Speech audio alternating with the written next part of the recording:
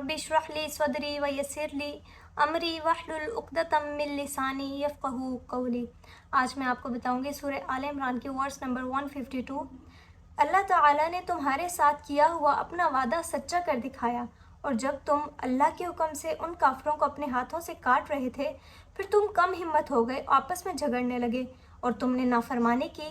जब उसने तुम्हें तुम्हारी पसंदीदा चीज़ दिखा दी तो तुम में से कुछ लोगों की चाहत दुनिया थी, और जबकि तुम में से बाज़ लोगों की चाहत आखिरत। फिर उसने तुम्हें उनसे फेर दिया ताकि तुम्हें आजमाए।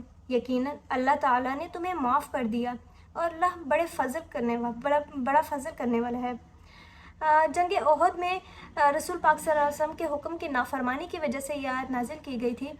अल्लाह ताला ने इस आयत में वाज़ेह साफ फरमा दिया कि अल्लाह का वादा जो है वो सच्चा है, और फ़तह जो है वो मोमिनों की है, मगर उस वक्त तक जब तक वो अल्लाह उसके रसूल सल्लल्लाहु अलैहि वसल्लम की हुक्म की उनकी फरमाबरदारी करते रहेंगे, उनका हुक्म मानेंगे तब तक। इस ग़ज़वा में काफिरों की तादाद 3000 और मुसलमानों की तादाद सिर्फ 700 थी।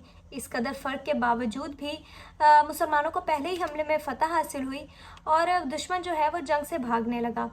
रसूल पाक सल्लल्लाहु अलैहि वसल्लम ने जंग के आगाज़ में ही हज़रत अब्दुल्ला बिन जुबैर रज़ी अल्लाह तआला अन्हु की क़यादत में 50 तीर अंदाज़ों को पहाड़ी के दर्रे पर तैनात किया था कि कुछ भी हो जाए आप लोगों ने इस जगह से नहीं हिलना।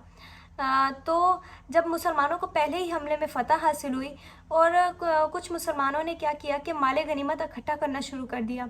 ज़ाहिर है दुश्मन वहाँ से भागने लगा तो उन्होंने क्या किया कि माल गनीमत इकट्ठा करने में लग गए।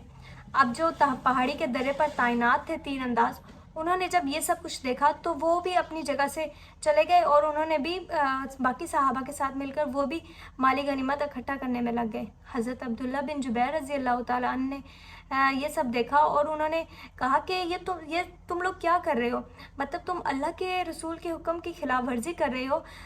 और जब उन्होंने उनको इस चीज़ से रोका तो वो अपने ही अमीर से झगड़ा करने लगे और बहस करने लगे। इस तरह उन्होंने रसूल पाक सल्लल्लाहु अलैहि वसल्लम के हुक्म की खिलाफ वर्जी की। तो अल्लाह ताला ने इस आयत में यही फरमाया कि जब तुमने माल गनीमत को देखा तो तुम जो है उसकी लालच में पड़ गए और अपने ही अमीर के ख़िलाफ़ खड़े हो गए और उससे बहस व तकरार करने लगे, और अल्लाह और उसके रसूल की नाफरमानी की और आखिरत के बजाय दुनिया की लालच की।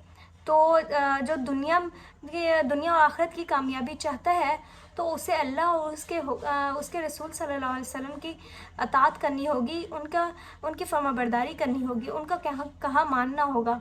मगर उन्होंने क्या किया था कि वो दुनिया की लालच में पड़ गए और अपनी आखिरत का नहीं सोचा और दुनिया की लालच में पड़ गए।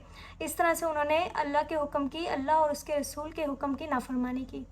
वमा अलैना इल्लल बलागुल मुबीन।